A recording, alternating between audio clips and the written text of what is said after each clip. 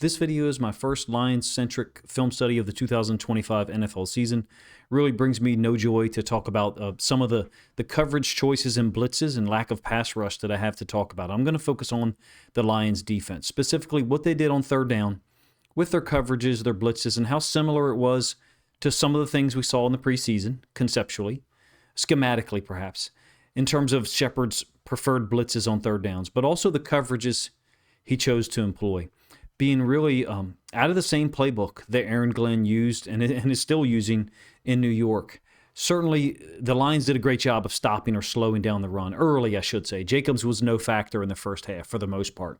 I think Green Bay, 7 carries for 11 yards in the first half overall. But Love throwing the football started off 6 of 8 on the first possession. He was sharp in the first half, clearly. Totally different way to play football defensively for what Green Bay was doing and what Detroit was trying to do. The Packers are playing, a lot of zone, keeping things in front. Lions trying to major in man, if you will, like they have under Aaron Glenn previously, and now it appears as if under Kelvin Sheppard. In this case, Green Bay tore it up, right? They jumped out to a 10-0 and then 17-3 lead. Detroit really missed their 2 or perhaps 3 chances to climb back into this one of which came in the second quarter. I'll cover that in a later video. That's Goff's interception on a ball intended to St. Brown. And then 2 interceptions, one of which was dropped by Anzalone, the other one taken back to the house by Branch, and of course negated by a penalty. That's a huge moment, right? On the snap before, Anzalone nearly gets an interception. If either of those interceptions stand, right, then, well, actually, I don't know if you know this, and perhaps I confirmed it or double-checked it with 2 different places. 2 different stat sheets rule the Branch interception as an incomplete pass. So I find that interesting. I perhaps missed that amidst all the talk of the penalties. I thought it was ruled a pick 6. In any case, if either one of those do stand, Anzalone's the play before or Branch's, then, Goff and the offense are in a position to, at worst, right, get to within 17-9. I'm talking about in the third quarter. And additional to that, if you want to backtrack a little bit, this is just a general statement. If we don't throw the interception in the second quarter, meaning Goff, at worst, you could be down 17-12. Now, the reality is, I shouldn't really specify a score like that with so many variables between the second quarter and the interception by Branch, but you get the idea. It could have been dramatically closer with the Lions' offense struggling across many elements of the game. To have an opportunity to get that close, I think, is kind of remarkable. Let's get the coverage film study breakdown started here. We're going to focus mainly on third downs, where early on you're getting zero pressure by the defensive line and a lot of man coverage on third downs. The Lions are in kind of this mug look that we saw a lot in the preseason, and I don't think it was really beneficial at all in the first 2 iterations of third downs that we see. We've got kind of like this whip or China out route up at the top, and then a clear out concept. Down here, it's going to be Terrion Arnold against, I believe this is Dobbs to the bottom side. And with 6 guys lined up to rush, just a great pocket, if you ask me, for Jordan Love to throw out of. Additional to that, just notice how often the Packers, are chipping Hutchinson, in this case with a tight end, and then the right tackle would be available to take him over. They really allocated significant resources, the tight end generally, to take him out of the game. Kirby is dealing with this kind of vertical route to the top side of our screen, the right-hand side of the defense. And then what that does is it allows Terrion Arnold to be man-to-man totally, no help in the middle of the field. I'm not saying he should have help on every single play. It's actually against Wicks. My apologies. I think I misspoke and said it was Dobbs. Ends up being open over the middle for a big conversion on the first third down.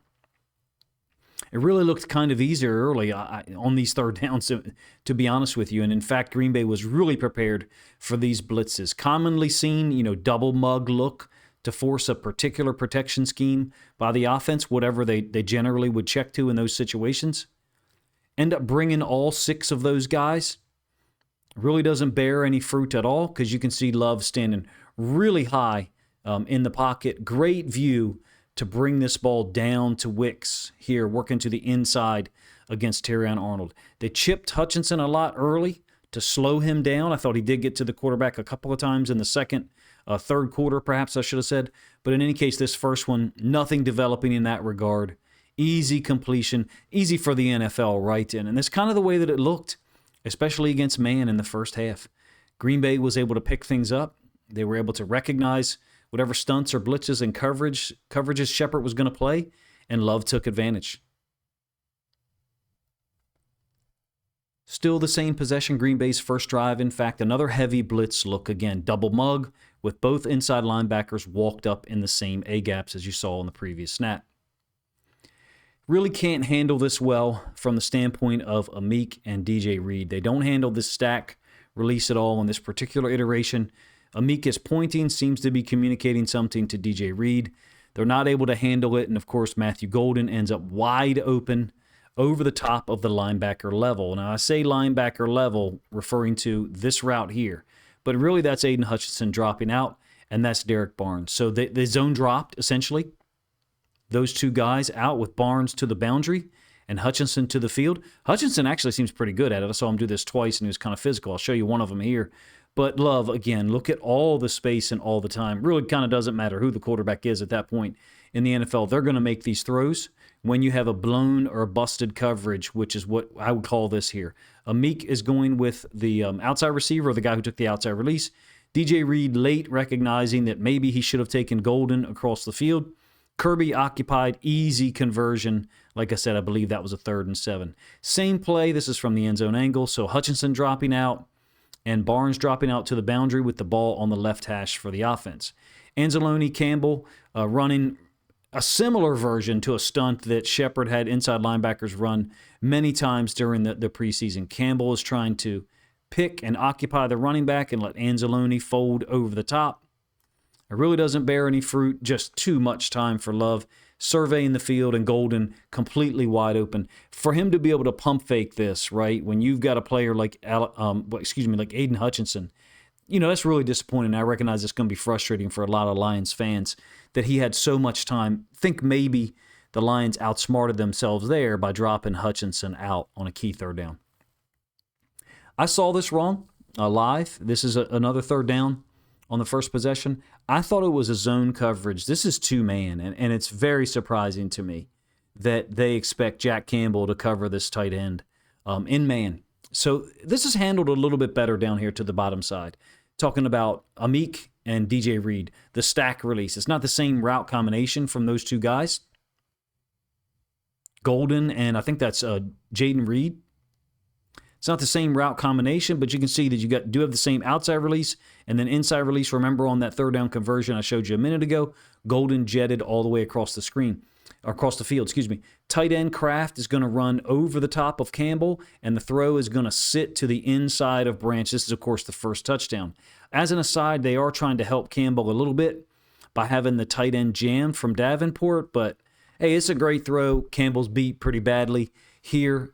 I wouldn't play 2-man on a tight end, the talent of Kraft with Campbell. I would do that with Anzalone. The Lions appear really comfortable to put guys in these positions. I'm not a huge fan of that. They've allocated Anzalone for the running back over here. And then there's Campbell underneath of the tight end. Great throw by Love. I think you got to give him credit on this one. Sticking that throw in there just before the free safety, or one of the safeties, Branch can get there. I think there's better options than this, basically coverage-wise, in my opinion. It's not that 2-man in the red zone is a bad call, but they're not getting a lot of pressure, number one. Number two, I don't know that Campbell should be expected to guard the tight end, even in short space. That's why they're doing it, right? Because it's in short space down inside the red zone. I'll give you the same play from the end zone angle. Here's Campbell. Davenport's trying to help, all right? Davenport is trying to jam Kraft to the inside. He's trying to funnel him in to Campbell, if you will, so Campbell can pick him up, because that's where Campbell's lined up, right? So from a leverage standpoint, that makes sense. And you can see Davenport kind of puts hands on, but really Davenport's just trying to touch him enough that he can say he did his job and then try to get at the quarterback. Love getting to the back foot too many times, being able to throw, with great balance and efficiency. I mean, like, this is what we're talking about. I'm going to try to do this live. I don't think it's going to work out, so my apologies for that. The spot shadow thing, look, it's something that more content creators are doing. If you're not sure, or if you don't understand the reason, perhaps I can explain in an email or something like that. But the idea behind it is to get your eyes to focus on a certain portion of the screen and also break up the content such that we can hopefully generate some revenue from the time commitment that we're putting in. It's a nice throw by Love. Zero pressure at all. 7-0 lead. Green Bay is 4 of 4 on third downs on the first possession. all of them were passes. I thought these were key break points in the game where LaFleur and the offensive staff really had the number of Sheppard and the guys on the defensive side. Let's move to the second possession here. This is a 3rd and 7. Green Bay is still leading 7-0. It certainly looks like man pre-snap, right? You definitely have a man set up by the outside corners, a Branch set up in man over top of Kraft. 2 inside linebackers. Branch, appears to be on as a nickel here, but it's not, in fact, man. They've dropped out 2 players again. In fact, one of them is Davenport. My apologies. Campbell is actually switching sides in a zone drop. It really looks like to me a 4 under 2 deep. So Amik and Joseph are the 2 deep structure safeties post snap, and then your 4 unders like that. So really you're voiding a zone. And sure enough, Love is getting rid of the ball super quick here over the top of Davenport to this guy in the slot, up the left seam, if you will.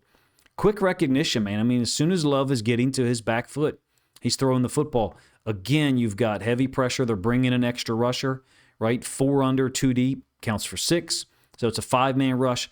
0 pressure generated at all. It seems to me, Love getting rid of the ball so quickly. The offensive staff for Green Bay having a great idea of the coverages.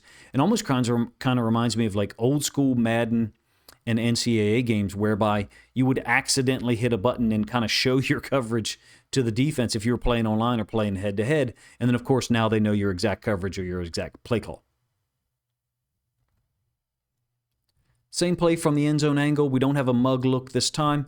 I suspect that this blitz, this dropping out of Davenport on a 3rd down, and then Branch blitzing on the same side as where Hutchinson is lining up, okay? So I think this is probably a response to the way that Green Bay was chipping Hutchinson early on 3rd downs. Hutchinson early on 3rd down. So we're talking about here, he gets chipped, and so the way that Detroit is trying to handle this is bring Williams across.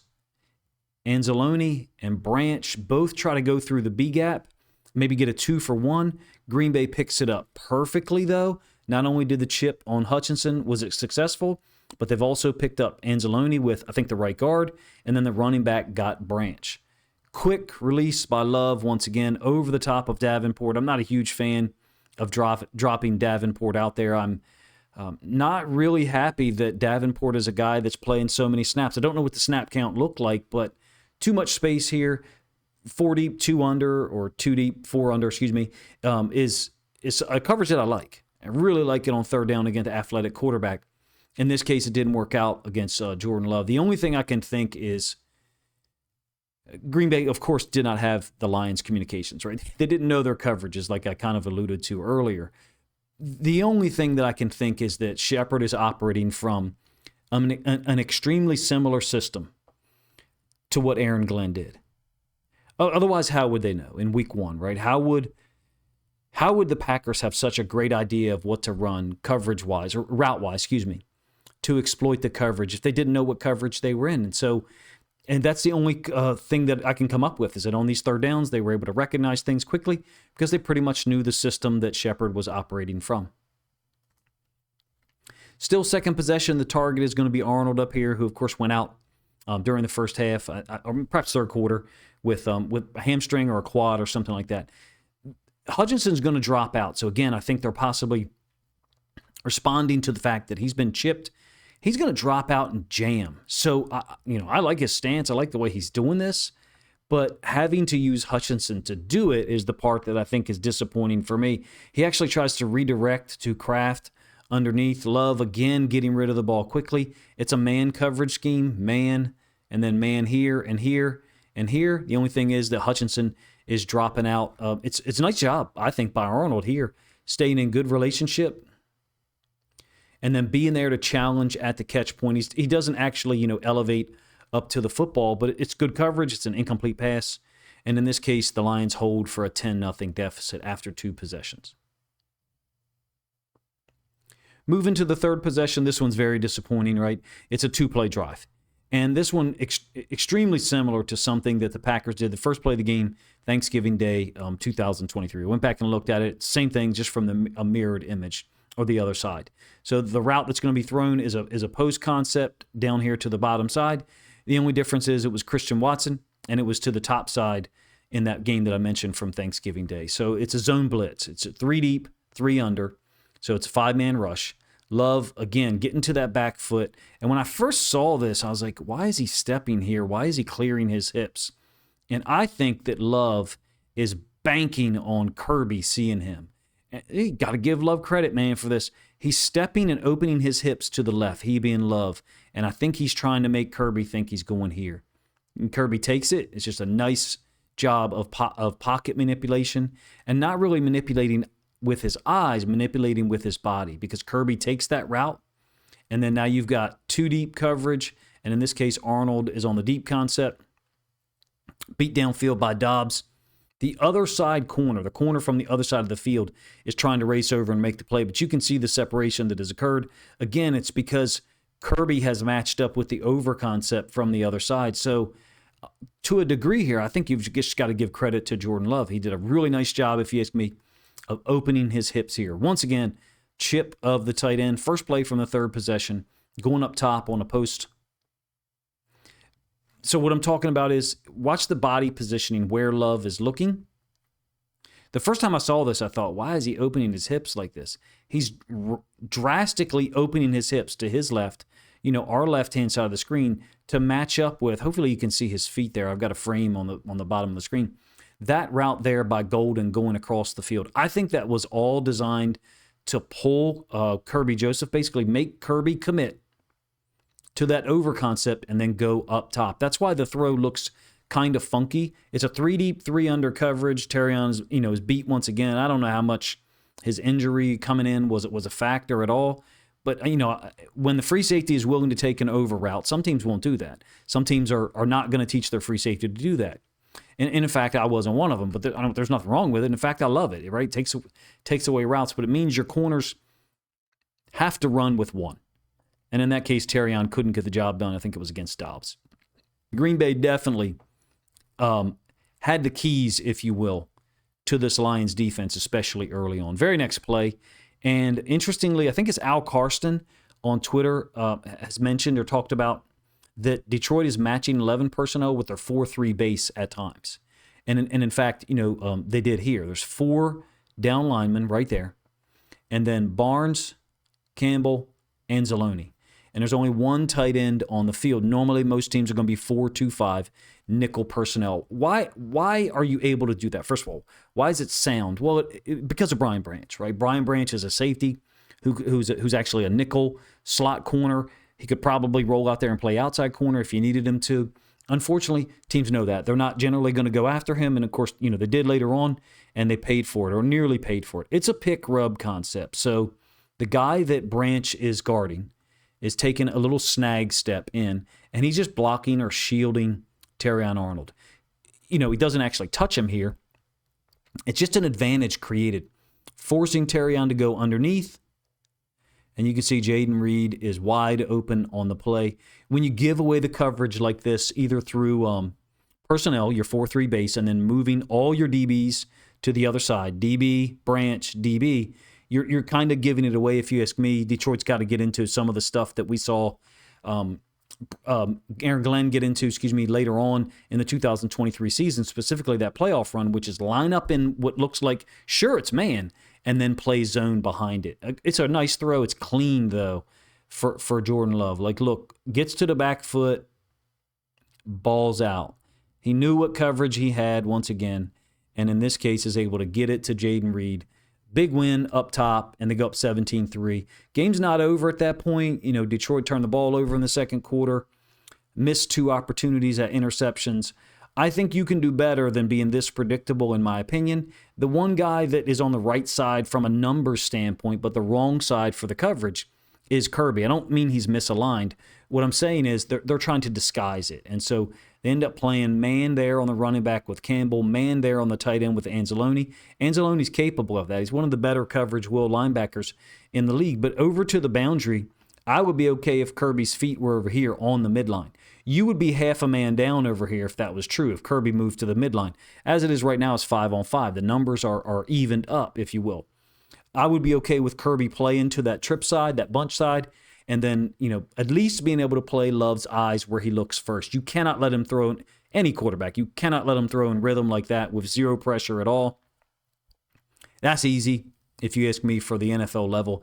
They took every chance to exploit this Detroit defense. And Kelvin Sheppard, it's a learning opportunity. I'm not a guy who's going to say I'm out on Kelvin Sheppard. They were very simplistic coverage-wise, and they got exploited.